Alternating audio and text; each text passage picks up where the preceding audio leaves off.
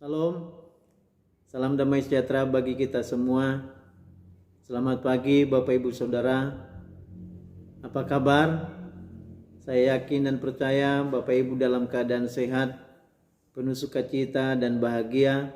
Apalagi pada hari ini kita bisa memulai ibadah kita di dalam ruang ibadah kita seperti biasanya. Dan semuanya itu terjadi karena pertolongan Tuhan. Sebelumnya mari kita berdoa. Terpujilah Bapa di surga, yang kami puja, yang kami sembah di dalam nama Tuhan kami Yesus Kristus. Oleh kasih setia dan anugerah-Mu bagi kami, sampai saat ini kami dalam keadaan sehat. Pertolongan perlindungan-Mu yang nyata bagi kami Tuhan. Kuasa dan mujizat-Mu yang kami rasakan. Kami senantiasa berada dalam perlindungan-Mu, dan Engkau senantiasa mencukupi seluruh kebutuhan kami. Terima kasih Tuhan, kami memuji-muji Engkau, kami memuliakan nama-Mu kekal sampai selamanya. Dan saat ini kami mau mendengarkan firman-Mu, berbicaralah kepada kami Tuhan. Apa yang Engkau kehendaki untuk kami lakukan dalam kehidupan kami ini. Biarlah firman-Mu menjadi rema bagi kami, dan Roh Kudus-Mu menerangi hati kami. Terima kasih, kami serahkan ke dalam tangan-Mu pemberitaan firman Tuhan ini. Di dalam nama Tuhan kami Yesus Kristus kami berdoa. Amin. Puji Tuhan Bapak Ibu. Pada hari ini kita mengawali ibadah kita di masa pandemi Corona. Sejak bulan Maret, 22 Maret terakhir ibadah. Dan setelah itu kita lanjutkan ibadah di rumah masing-masing. Ya, bulan Maret sampai sekarang sudah berapa bulan ini? Sudah 5 bulan baru kita bersekutu bersama di dalam ibadah kita.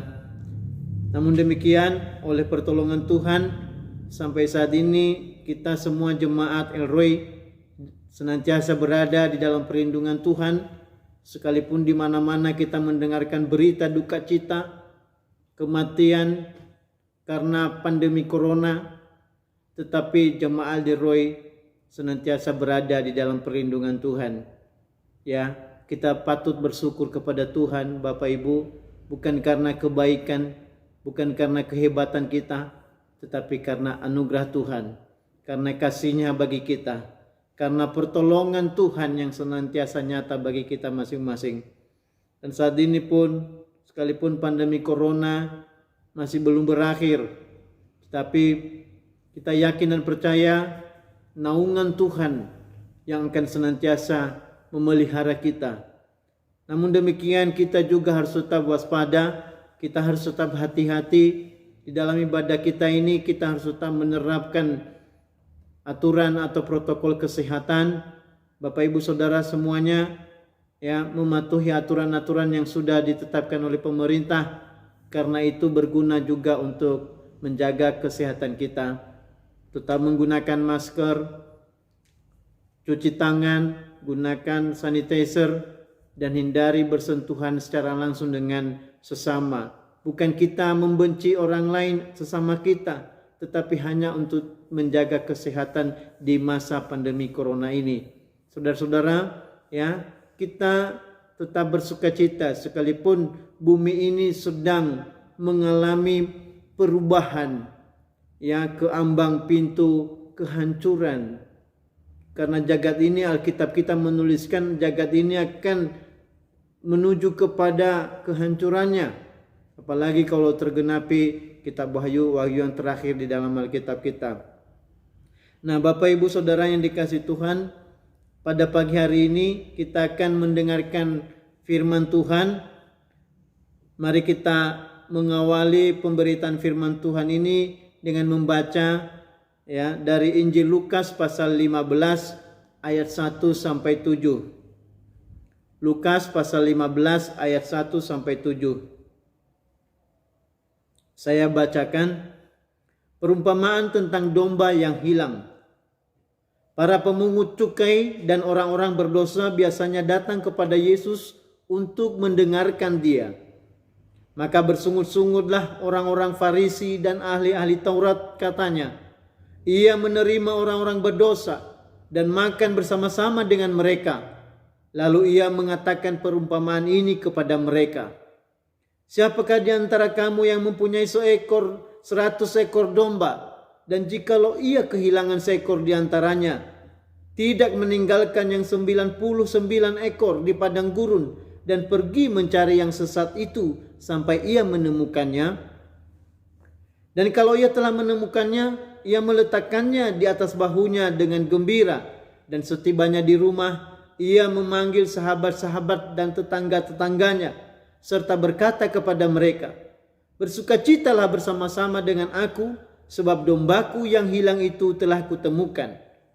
Aku berkata kepadamu, demikian juga akan ada sukacita di surga karena satu orang berdosa yang bertobat, lebih daripada sukacita karena 99 orang benar yang tidak memerlukan pertobatan. Saudara yang dikasihi Tuhan, ayat ini merupakan pernyataan Tuhan Yesus Kristus. Dia adalah jalan kebenaran dan hidup. Tuhan Yesus Kristus adalah kebenaran. Tidak ada dosa di dalam dirinya. Tidak ada kepalsuan di dalam dirinya. Apa yang dikatakan oleh Tuhan Yesus adalah kebenaran. Karena dia adalah jalan dan kebenaran dan hidup. Dan tidak ada seorang pun yang datang kepada Bapa di sorga kalau tidak melalui pribadi Tuhan Yesus Kristus. Nah, Bapak Ibu Saudara, ayat ini kita akan cermati bersama-sama. Ayat 1 dia katakan bahwa para pemungut cukai dan orang-orang berdosa biasanya datang kepada Yesus untuk mendengarkan dia. Pelajaran yang kita ambil di ayat 1 ini adalah kebiasaan para pemungut cukai dan orang-orang berdosa. Para pemungut cukai ini adalah para pemungut bea cukai di pasar-pasar, kadang-kadang disertai dengan kekerasan. Dan ini pemungut cukai ini merupakan pekerjaan yang sangat hina di pandangan orang-orang Yahudi pada masa itu. Juga orang-orang berdosa biasanya datang kepada Yesus untuk apa? Untuk mendengarkan pengajaran yang disampaikan oleh Tuhan Yesus. Nah saudara, untuk saat ini pemungut cukai dan orang-orang berdosa adalah gambaran orang-orang yang menyadari dirinya sebagai orang berdosa, sehingga memiliki kerinduan untuk datang kepada Yesus dan mendengarkan firman Tuhan. Kalau pada masa itu, para pemungut cukai dan orang-orang berdosa itu orang-orang yang dianggap hina karena namanya orang berdosa. Tetapi ada satu hal yang sangat penting yang kita terima dari mereka adalah kebiasaan mereka. Dikatakan di sini biasanya mereka datang kepada Yesus untuk apa?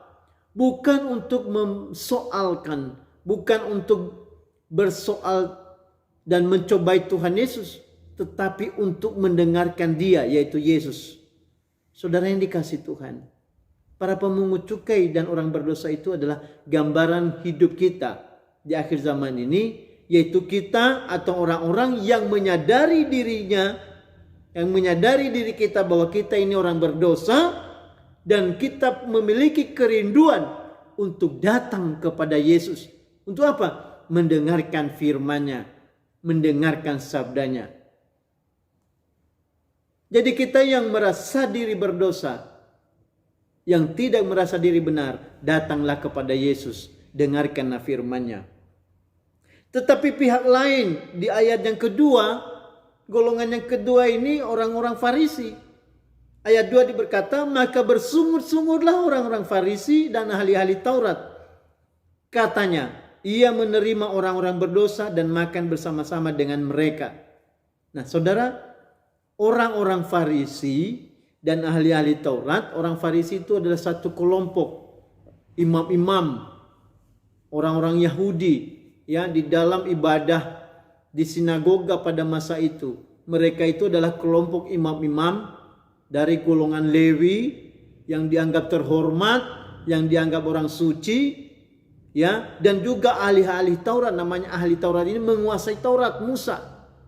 Kalau sekarang ini adalah gambaran imam-imam, para pelayan-pelayan Tuhan dalam gereja atau para pendeta, para hamba Tuhan. Nah, pada masa itu orang-orang Farisi atau imam-imam di Bait Allah itu dan juga ahli-ahli Taurat, ya, bersungut-sungut kepada Tuhan Yesus. Kata mereka, mengapa dia menerima orang-orang berdosa dan makan bersama-sama dengan mereka? Karena memang orang-orang Yahudi, ahli-ahli Taurat, sangat menjaga kehormatan mereka. Tidak mau bersentuhan dengan orang-orang berdosa, tidak mau bersentuhan dengan orang-orang najis karena mereka nanti dianggap najis, tidak mau bersekutu dengan orang-orang Samaria karena itu dianggap orang-orang berdosa. Sehingga ketika Tuhan Yesus datang, mereka sangat menentang ketika Tuhan Yesus makan bersama dengan pemungut cukai, makan bersama dengan orang-orang berdosa, makan bersama dengan perempuan sundal. Nah, saudara-saudara dikasih Tuhan, tetapi sikap orang Farisi dan ahli Taurat ini, ya, ini sangat, ya, membuat Tuhan Yesus geram.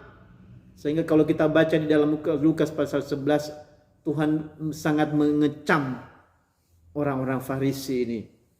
Nah, sekarang orang-orang Farisi dan ahli-ahli Taurat itu adalah gambaran para imam-imam, para pelayan Tuhan di gereja, ya, dikatakan sebagai para pendeta yang menguasai kitab suci, ya, tetapi memiliki tabiat atau kelakuan seperti orang Farisi, yaitu suka bersungut-sungut, suka berbantah-bantah dengan Tuhan, suka berbantah dengan firman, dan cenderung mencari kesalahan dan menyalahkan Tuhan, atau mencari kesalahan orang lain dan menyalahkan orang lain.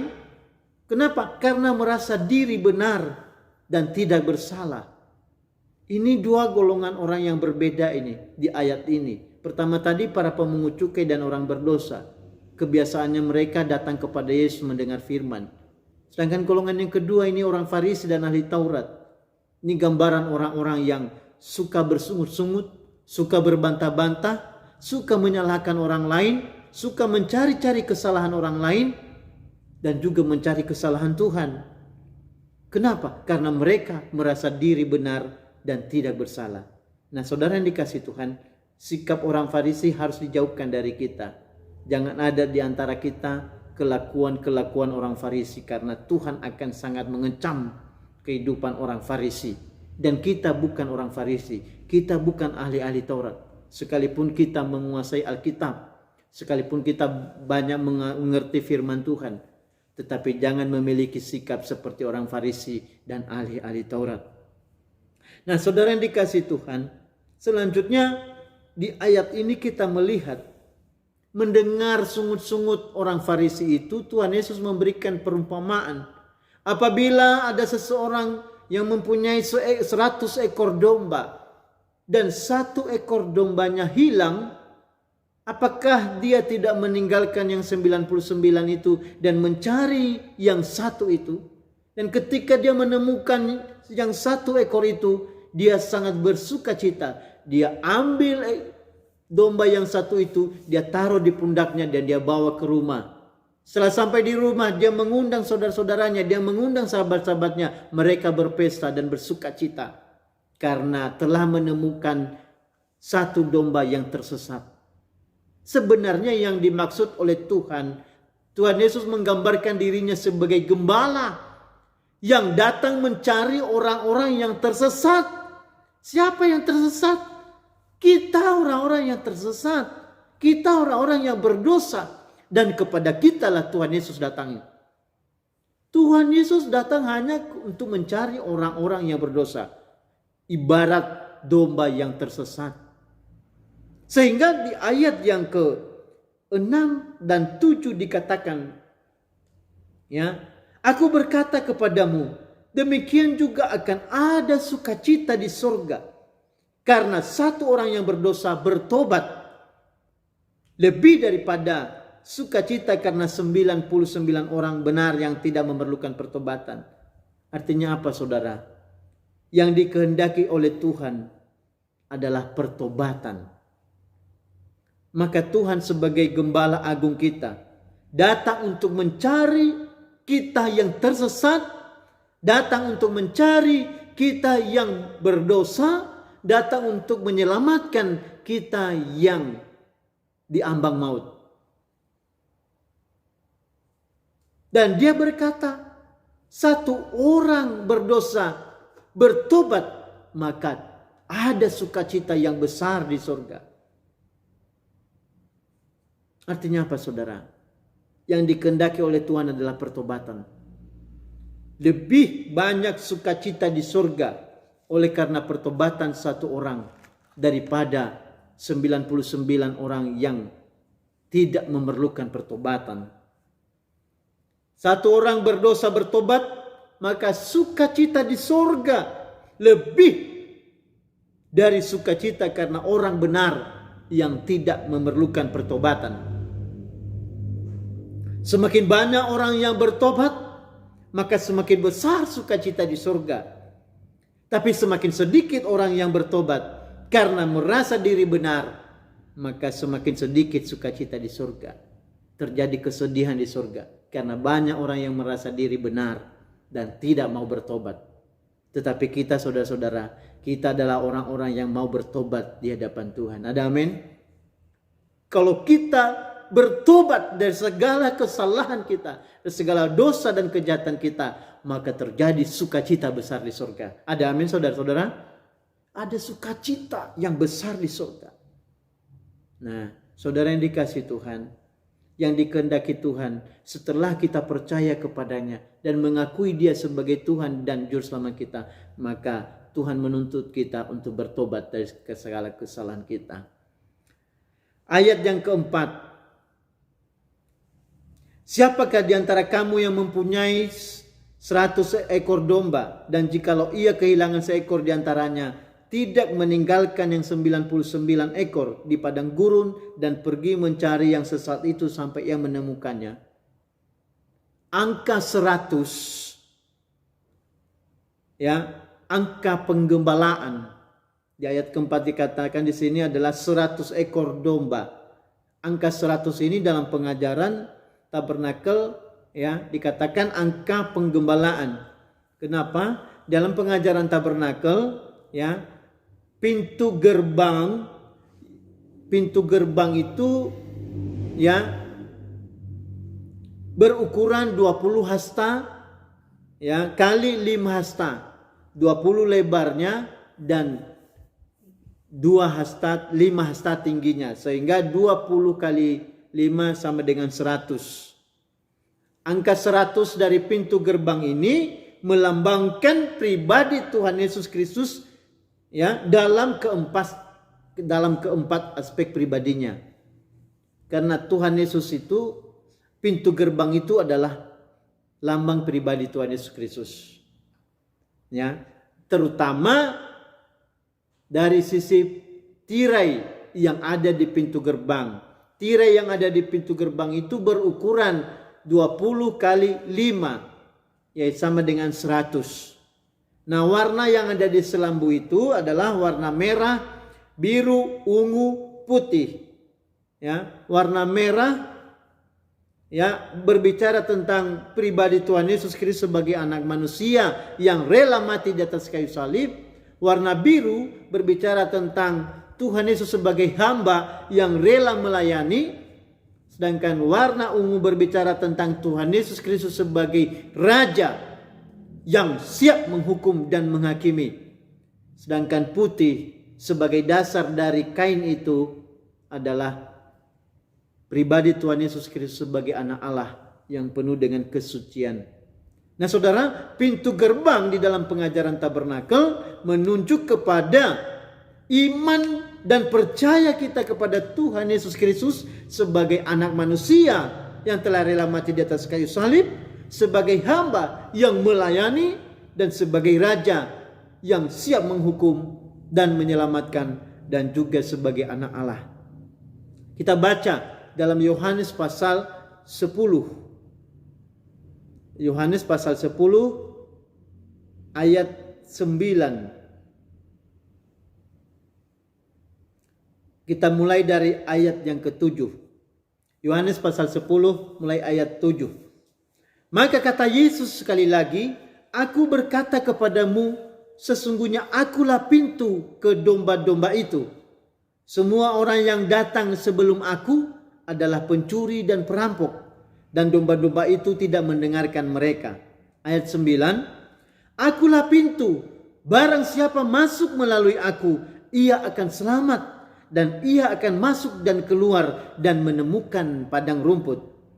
Pencuri datang hanya untuk mencuri dan membunuh dan membinasakan. Aku datang supaya mereka mempunyai hidup dan mempunyainya dalam segala kelimpahan. Nah saudara, kalau kita membaca Yohanes pasal 10 mulai dari ayat 1 ini, judul perikopnya adalah Gembala yang Baik. Secara khusus ya di ayat yang ke-7, 8 dan 9 ini Yesus berkata bahwa akulah pintu. Akulah pintu.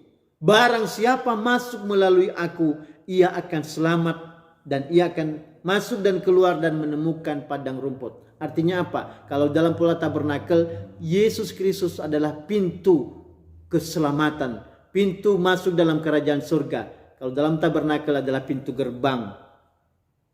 Yesus sebagai pintu gerbang masuk dalam kerajaan surga, seperti yang Tuhan Yesus katakan, akulah jalan dan kebenaran dan hidup.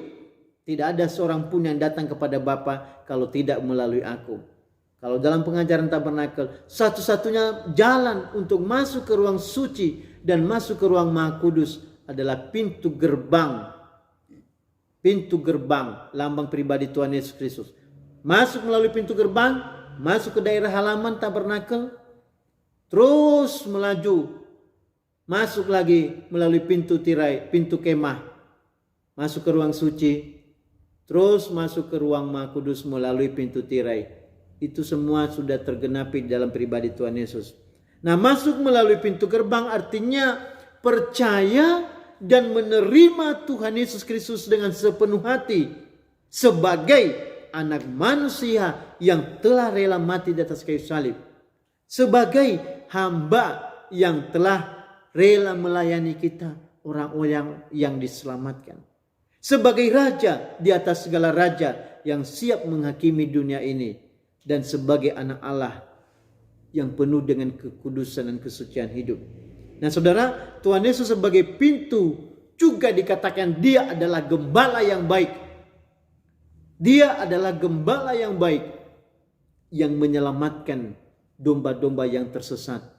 Dia adalah gembala yang baik yang menyediakan segala kebutuhan domba-domba yang digembalakan. Nah saudara, masuk melalui pintu gerbang, maka ada jaminan pemeliharaan. Artinya apa?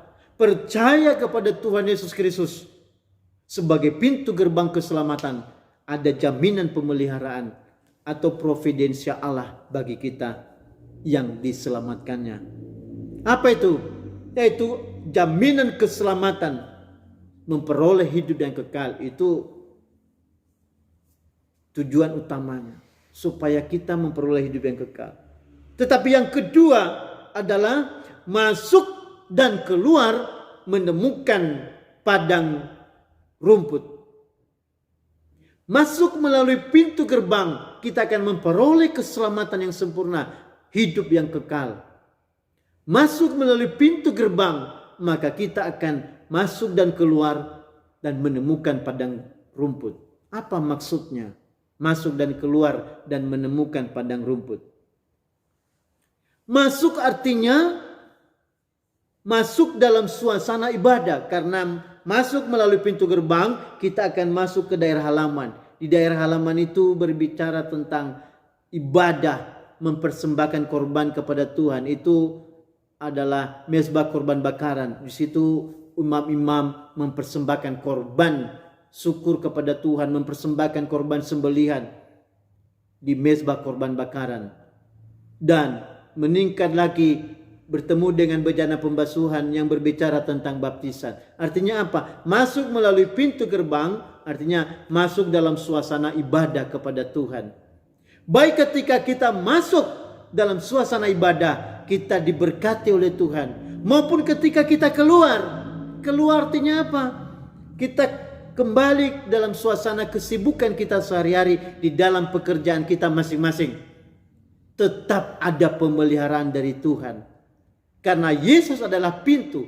Tuhan Yesus adalah gembala kita. Maka ada jaminan providensial Allah. Yaitu baik ketika kita masuk maupun ketika kita keluar. Yaitu ketika kita masuk dalam suasana ibadah maupun ketika kita sedang sibuk di dalam pekerjaan kita sehari-hari, Tuhan senantiasa memelihara kita. Tuhan menuntun kita ke padang rumput di mana ada jaminan berkat yang Tuhan sediakan. Nah, saudara yang dikasih Tuhan, ya, ketika kita beribadah kepada Tuhan, itu yang namanya masuk. Yang utama yang harus kita lakukan adalah mengakui segala dosa dan kesalahan kita. Terus menerus kita harus mengalami pertobatan dan pembaharuan hidup. Karena itulah namanya kita masuk melalui pintu gerbang, masuk ke daerah halaman. Di situ terdapat benda mezbah, korban bakaran dan bejana pembasuhan. Artinya saudara-saudara, di dalam ibadah kita ini kita harus tetap melakukan pertobatan yang sungguh-sungguh di hadapan Tuhan dan terus menerus mengalami pembaharuan hidup, sehingga jaminan pemeliharaan Tuhan itu akan menjadi bagian kita. Kita akan tetap dibawa di padang yang berumput hijau. Artinya apa? Segala kebutuhan kita Tuhan sediakan. Segala keperluan kita Tuhan sediakan. Sehingga kita tidak pernah kekurangan suatu apapun. Itulah yang disampaikan oleh Raja Daud di dalam Mazmur pasal 23. Kita baca itu. Mazmur pasal 23. Ini ayat yang tidak asing bagi kita, saudara-saudara. Tetapi siapakah gembala kita? Tuhan Yesus Kristus. Dan itulah yang disampaikan oleh Raja Daud dalam Mazmur pasal 23. Saya bacakan. Tuhan gembalaku yang baik. Mazmur Daud. Tuhan adalah gembalaku, takkan kekurangan aku.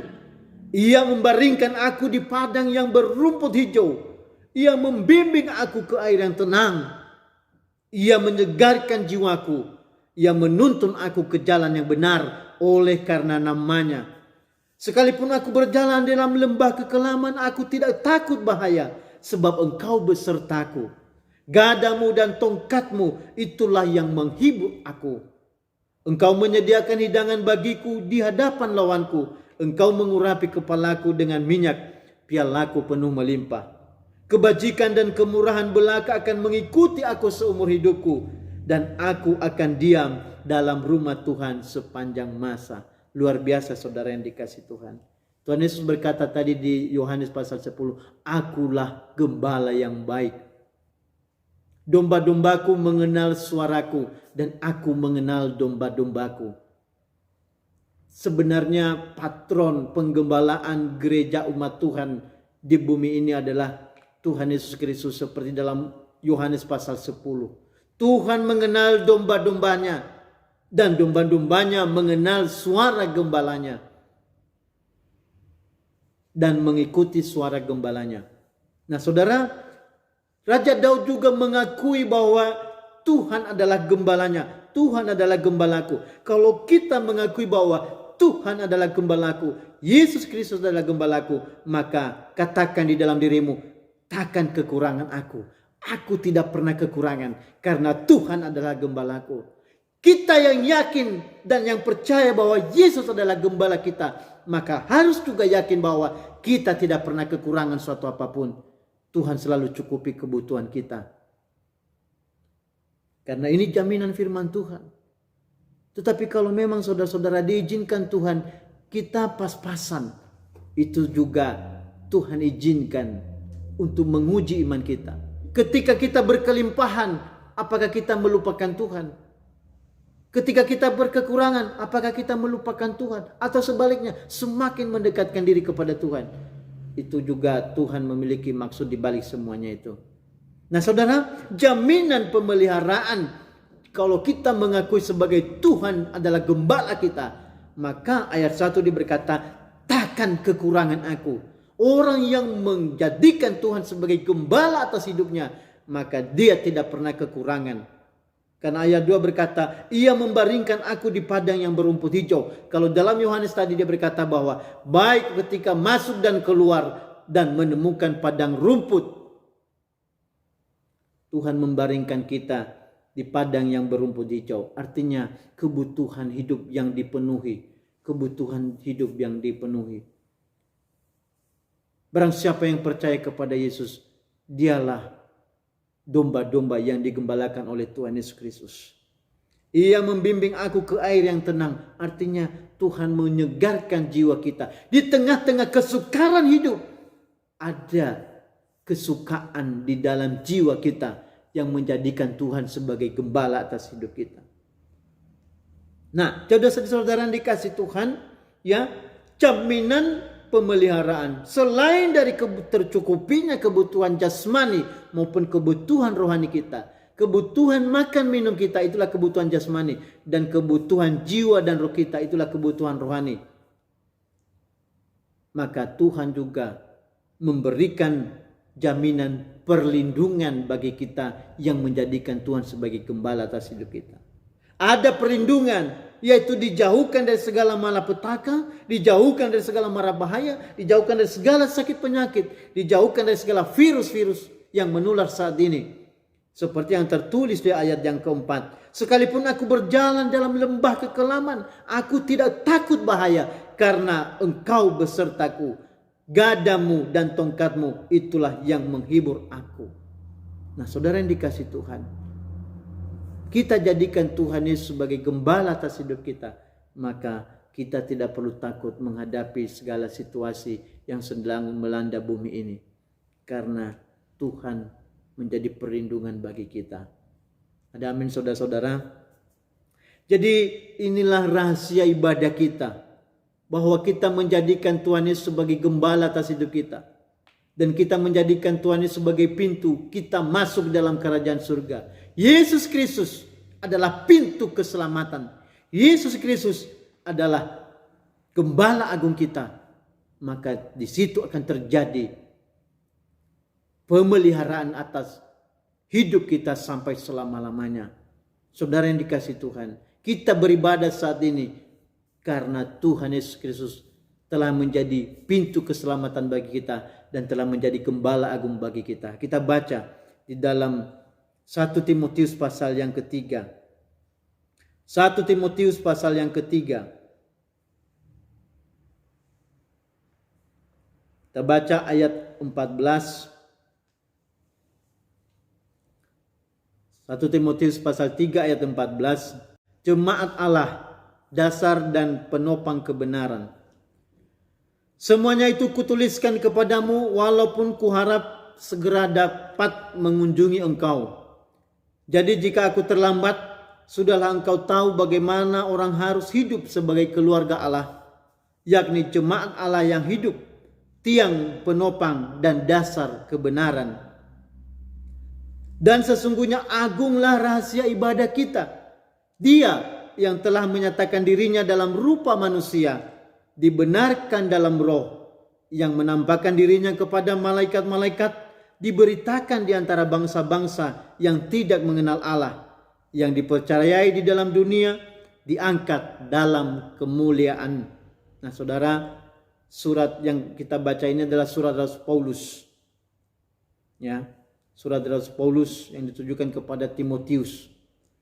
Di ayat 14 dan 15, Rasul Paulus menegaskan kepada jemaat, ya, bahwa jemaat adalah tiang penopang dan dasar kebenaran, tiang penopang gereja-gereja tubuh Kristus, tiang penopang di dalam membangun bait Allah rohani, dan dikatakan sebagai dasar kebenaran. Jadi saudara-saudara yang dikasih Tuhan, jadi jika aku terlambat, sudahlah engkau tahu bagaimana orang harus hidup sebagai keluarga Allah, yakni jemaat Allah yang hidup, tiang penopang dan dasar kebenaran. Sekalipun kita tidak bisa bertatap muka, Tetapi saya yakin Bapak Ibu Saudara-saudara, sebagai keluarga Allah, sebagai keluarga tubuh Kristus, Bapak Ibu Saudara tahu apa yang harus dilakukan yang sesuai dengan kebenaran firman. Karena agunglah rahasia ibadah kita. Kenapa agung rahasia ibadah kita? Seperti yang sudah kita katakan tadi, bahwa Yesus Kristus itu telah menyatakan dirinya sebagai anak manusia. Dia juga sebagai hamba yang rela melayani. Dia juga sebagai raja yang akan menghukum bumi ini. Dan dia juga sebagai anak Allah. Dan kita beribadah saat ini karena Yesus Kristus telah menyatakan dirinya dalam rupa manusia, dalam rupa hamba, dalam rupa raja, dan dalam rupa anak Allah. Dan itu dibenarkan oleh Roh Kudus, disaksikan oleh para malaikat surga, diberitakan kepada seluruh bumi, dan dipercayai dan diangkat dalam kemuliaan. Itulah agungnya rahasia ibadah kita. Dan tidak semua orang tahu hal itu. Agama-agama lain tidak mengerti hal itu. Agama-agama lain tidak mempercayai hal itu. Tetapi itu yang dikatakan rahasia. Agunglah rahasia ibadah kita. Karena Yesus Kristus yang telah turun ke dunia menjadi pintu gerbang keselamatan bagi kita. Menjadi gembala agung bagi kita. Dan dialah yang menjamin keselamatan atas hidup kita. Baik keselamatan di bumi maupun keselamatan di kerajaan surga. Oleh sebab itu saudara-saudara yang dikasihi Tuhan, sikap dan tindakan yang harus kita lakukan ini saat ini adalah masuk melalui pintu gerbang. Artinya apa? Percaya dengan sungguh-sungguh kepada Tuhan Yesus Kristus sebagai satu-satunya jalan keselamatan untuk tubuh, jiwa, dan roh kita. Dan menjadikan, yang kedua adalah menjadikan Tuhan Yesus Kristus sebagai gembala agung dalam hidup kita ini. Sampai kita merasakan pemeliharaan yang sempurna, tercukupi kebutuhan jasmani dan rohani kita. Yang ketiga, bertobat karena menyadari kita sebagai orang yang berdosa dan banyak pelanggaran. Sekali lagi saudara-saudara, yang harus kita lakukan adalah percaya dengan sungguh-sungguh kepada Tuhan Yesus Kristus sebagai satu-satunya juru selamat kita. Ya. Yang kedua, menjadikan Tuhan Yesus Kristus sebagai gembala agung dalam kehidupan kita, di dalam nikah dan rumah tangga kita. Dan tercukupi dengan seluruh kebutuhan kita karena Dia yang bertanggung jawab. Yang ketiga, bertobat dan menyadari segala dosa dan kesalahan kita. Artinya terus-menerus mengalami pembaharuan hidup sampai kita memperoleh kesempurnaan yang dikehendaki oleh Tuhan Yesus Kristus. Semoga Tuhan Yesus Kristus memberkati kita semua. Amin. Mari kita akan masuk di dalam perjamuan kudus.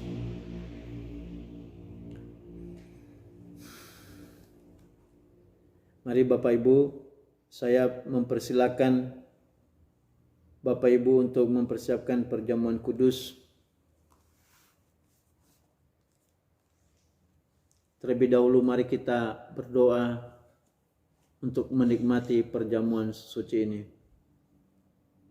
Terpujilah Tuhan Yesus Kristus yang telah menyatakan dirinya di dalam rupa anak manusia yang telah rela mati di atas kayu salib, yang menyatakan dirinya sebagai hamba yang rela melayani, menyatakan diri sebagai raja yang akan menghakimi bumi, dan telah menyatakan diri sebagai anak Allah yang hidup dalam kesucian. Terima kasih atas kasih setiamu kepada kami. Terima kasih atas kebenaran firman-Mu. Biarlah Roh Kudus bekerja di hati kami, sehingga firman-Mu menjadi berkat bagi kami, yang bertumbuh semakin hari semakin besar dan berbuah-buah. Tuhan memberkati kami semua. Terlebih-lebih Tuhan, kami akan memanfaatkan tubuh dan darah-Mu. Jadikanlah roti dan anggur yang ada di tangan kami masing-masing menjadi tubuh dan darah Tuhan Yesus Kristus, yang mengampuni segala dosa dan kesalahan kami, yang menghapuskan segala pelanggaran-pelanggaran kami, dan membaharui hidup kami sampai kami memperoleh seluruh janji-janji Tuhan. Terima kasih Tuhan, layakkan kami, layakkan seluruh umat-Mu untuk menikmati tubuh dan darah-Mu. Dalam nama Tuhan Yesus kami berdoa. Amin. Baik saudara-saudara, saya ajak Bapak Ibu untuk bangkit berdiri dan kita mendengarkan firman Tuhan yang diambil dari Injil Matius pasal 26 ayat 26 sampai 28.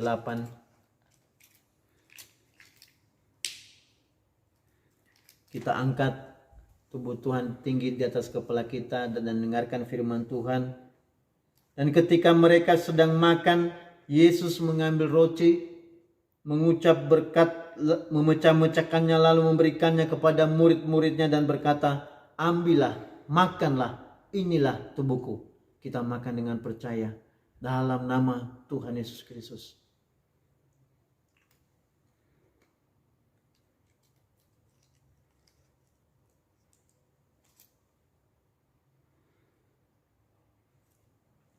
Haleluya, haleluya, haleluya. Haleluya, haleluya. Terima kasih Tuhan, terima kasih. Mari kita angkat darah Tuhan tinggi di atas kepala kita dan kita dengarkan firman Tuhan. Sesudah itu ia mengambil cawan, mengucap syukur lalu memberikannya kepada mereka dan berkata, "Minumlah kamu semua dari cawan ini, sebab inilah darahku, darah perjanjian yang ditumpahkan bagi banyak orang untuk pengampunan dosa." Kita minum dengan percaya dalam nama Tuhan Yesus Kristus.